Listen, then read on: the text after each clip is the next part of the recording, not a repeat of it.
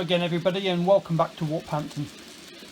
Thank you again for everyone who is viewing these videos and giving me a thumbs up. It's really encouraging, and thank you also to everyone who is subscribing. It's nice to see a few of you choosing to receive updates about future videos. Today I thought I would cover more about how I built Warphampton in terms of baseboards and some of the sort of bigger structures supporting things like the back scenes and the fiddle yards. As with the last video, I make no profession that I'm an expert in this, simply that Warphampton was my first layout that I've built over the years, and I learned an awful lot, and therefore if I can share any tips with others new to the hobby, then hopefully that will be useful to you. If you've got any questions, please just drop me a comment below and I'll try and respond as soon as I can. Hope you enjoy it.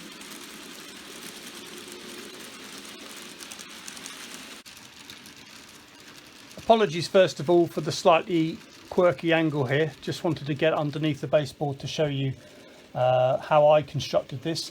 Nothing particularly clever, following very traditional methods. It's a 45mm by 20mm softwood frame, glued and screwed together, on top of which sits 9mm ply to form the main baseboard. Rather than constructing one long baseboard of 3 meters, I decided to create 2 separate baseboards which have been joined together by 4 coach bolts. This certainly proved invaluable when I had to move house halfway through construction. The boards, whilst heavy, were just about transportable in their 2 separate lengths, whereas one 3 meter length would have pretty much been impossible to move safely.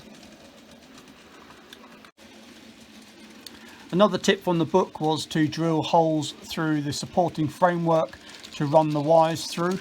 That certainly would be very useful if you were moving the layout around exhibitions and you didn't want to catch the wiring. In hindsight, I should have probably drilled a few more holes because there wasn't room for all of the point motor wiring, which, as you can see, have been tacked on with cable clips. The legs themselves, again, were pretty standard construction. I used a more robust 60 by 40mm wood for the legs themselves, and these were then braced both horizontally and vertically using thin pieces of strip wood.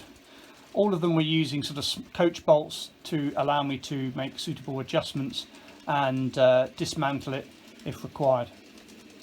Again, just to provide a bit of additional strength, these legs were both bolted through coach bolts into the corner of the baseboard with an additional cross brace to provide that a little additional strength when moving.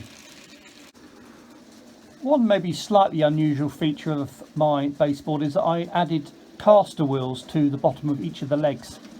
Originally, when I built the layout in the previous house, it was in a room where there wasn't an awful lot of width, but I wanted to be able to get to both sides of the board, one side being the scenic and the other side being the fiddle yard.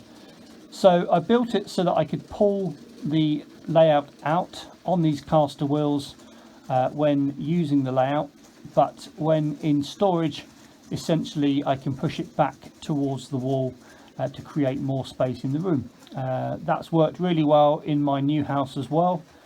They don't run so well on carpet. The previous house had laminate flooring, but certainly as long as the wheels are all pointing in the right direction, then it's quite an easy way of moving the layout. So worth bearing in mind if you want to get to both sides of your layout and you also don't necessarily have the size of the room to keep it in the middle all the time.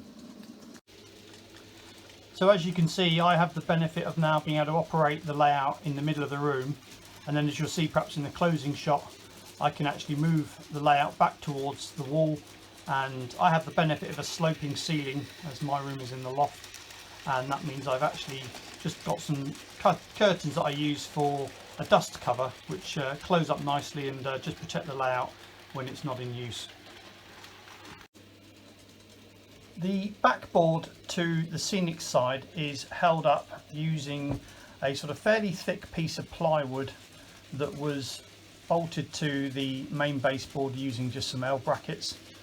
The reason for this more sturdy plywood is that in turn supports the upper fiddle yard, which as you can see is held on to this piece of plywood with various hinges along its length. Hopefully this angle just gives you an idea of one or two bits more of the construction.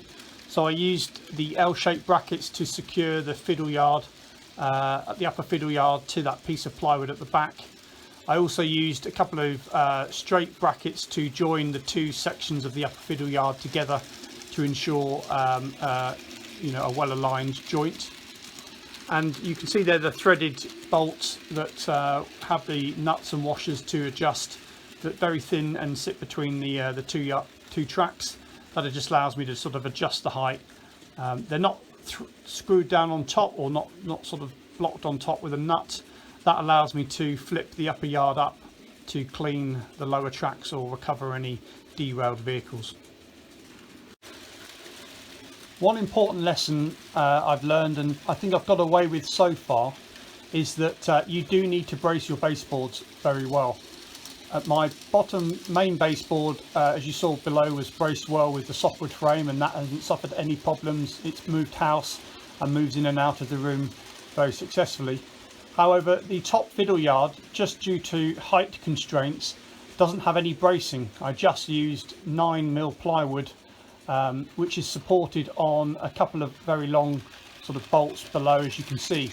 But over the years, the plywood itself has actually bowed, as you can probably see. It still allows trains to run, so it's not bowed to the point where trains simply won't run up it. But I do fear that after a period more time, maybe it will need to be replaced somehow. Maybe in hindsight I should have used some sort of metal framing, or even just a very thin piece of strip wood may have given me just a little bit more bracing and avoided this problem. But certainly if you were setting out to build any major baseboards, this gives you an illustration of why bracing is so important. Here you can see that I just used offcuts of the plywood to form the sort of up and down risers for the fiddle yards down to the scenic section.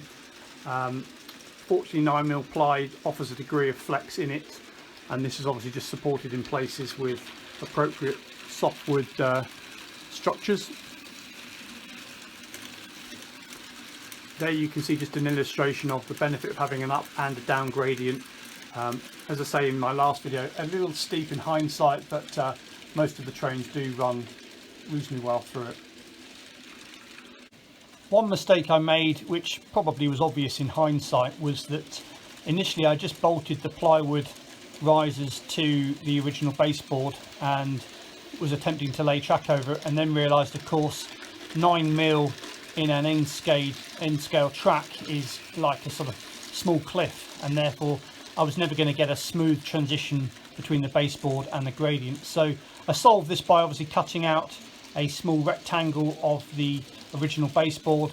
This allowed me to essentially line up the riser at the original baseboard level and ensure a smooth transition.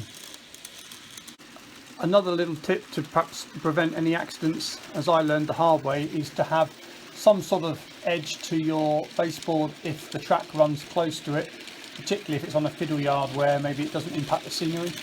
Unfortunately, a 37 came tearing down, perhaps out of control, on this down gradient, flew off the baseboard and unfortunately caused a bit of damage, which as I'm sure we all appreciate now can be quite expensive. So I just put a very thin strip of cardboard actually along the edge, just to prevent anything falling off. The back seam is just a very thin strip of MDF secured to the plywood below with a few small screws below the scenic level. Again, without the right bracing, it's warped slightly, which is a shame. Nothing that has ruined the seam yet, but again, just worth bearing in mind if you're starting from scratch. The raised structures on the town seam were again offcuts of 3mm MDF from memory. I had to learn that they needed suitably bracing, because over time they would slowly sag with the weight of the buildings and scenery on top of them. So, for example, underneath the main town seam there are several legs that were added, again from small offcuts of softwood strategically planted between the tracks to avoid derailments.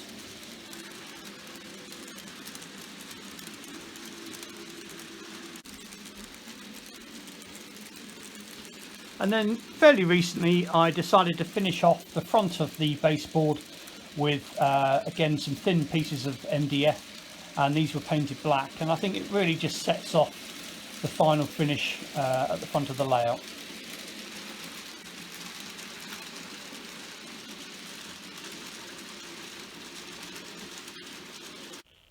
So that brings us to the end of the video.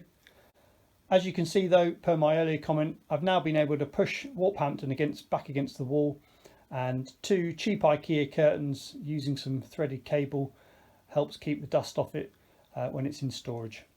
I hope you've enjoyed the video. It's Saturday evening here, so I'm going to go off and find a cheeky pint.